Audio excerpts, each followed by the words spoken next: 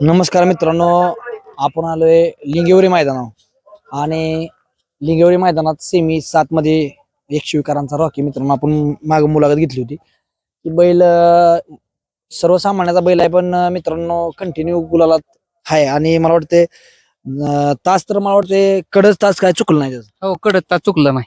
ज्या दिवशी मधनं लागेल त्या दिवशी आहेच. हायच हा आमचे 5-6 मैदान झाली. आम्ही गट काढतोय अंतरानं आणि सीमेला आम्हाला हीकड किंवा तिकड येते. आज तास मधनं आला आम्हाला. तास मधनं आलं की सुट्टी नाही, पण बैल पहिला कडन पळत होता, पळायला लागलाय. हा पहिला कडन पळत नव्हता, आता हे 2-3 मैदान झालं कडन पळायला लागलाय बैल. काय वाटत होतं तुम्हाला, राहिलाच गाडी? राहणार 100% मधनं लागेल त्या दिवशी राहणार. मधनं राहील म्हणजे मधलं तास आलं की विषय संपला. आता काय कडन लागल्यानंतर वासरू कमी येते का, काय होत बैल? आता कधी वासराव कडेची कधी बैलाव कडेची, त्याच्यामुळे काय गाडी मिळच खात नव्हती अशी. बैलाव कडा बैल पळतोय थांबवतोय बैल आता कडन. आतनं पळलं पाहिजे वासरू त्याला. हा त्या लेवलचं पळलं पाहिजे. आज कुठला पायरा होता काय? आज ती वरकुटे मलवडे तिथला वासरू होतं बैरव म्हणून. वासरू आहे मित्रांनो. मग आता वायदी बिदी घेतलेली का नव्हती काय? नाही वायदे अजिबात घेतली नव्हती, पदरच्या भाड्याने आलेलो आहे. त्यांनी फक्त पैरा आमच्या मित्राच्या म्हणजे आमच्या वडिलाच्या मित्राच्या त्यांनी केलता पैरा. त्यांनी असा सहज फोन केला, हाय आमचं एक वासरू पळतोय, करूया का पैरा? म्हणलं चालतंय, पळू मग म्हणलं 10 तारखेला इथं. आज राहिले, आज म्हणजे मोकळ्या मनानं पायरा झाला होते. होतंय हो.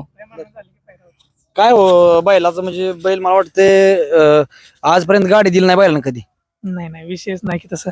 आणि कसं आहे, शक्यतो तर गट तर काढतोय पण सेमीला तर कडी. पण विषय असा आहे की जर गाडी जर मधनं लागली सेमीला तर एक पण गाडी सोडत नाही तिथं. म्हणजे मानायचं नाही की आता लागेल दुसरी कुठली. पब्लिक पण पळतोय, पण एवढा असं म्हणजे पब्लिक काय अडचण? पब्लिकला आता पहिलं कसं व्हायचं, जरा बैल आतलाच होता, पण आता जसा शहाणा झालाय तसा बैल आता पब्लिकनं भरपूर पळतोय, काही विषयच नाही. आता 3-4 मैदान झाली की बैल बहुतेक म्हणजे आता असं झालंय की पब्लिकनं भरपूर पळतोय, काही विषयच नाही. पब्लिकचा काही अडचणच नाही, फक्त त्याला आतल्या वासरांनी साथ दिली पाहिजे, फक्त एवढंच. त्याचं फक्त पायऱ्या वाचूनच नडतंय की फक्त वासरांचा पायरा जरा व्यवस्थित होत नाही. आणि आदत वासरांसोबत तर एकदम मस्त बैल पळतोय, फक्त पायऱ्या वाचूनच फक्त राहतोय. कोण नियोजन कोण करतो बैलाचं? नवीन गंभीर ड्रायव्हर आम्ही पोरच, आम्ही सगळं पोरच. हा टीमच आमची. काय मुलाखत घेतली जे मला वाटतं त्यानंतर भरपूर गुलाल झाला त्याचा. हो गोल भरपूर झालं. गोल मुंजवडीत 1 नंबर केला तिथं आमच्या इथं.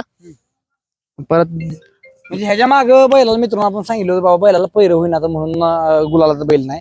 पण मला वाटतं मुलाखत घेतली, पैर व्हायला लागलं, लोकांनी विश्वास ठेवला एक प्रकारे, मग परत नंतर कंटिन्यू गुलाल बैल. हा कंटिन्यू राहिला गुलाला. आणि काय विशेष म्हणजे आदत वासरांना घेऊन एकदम ओके पळतोय बैल.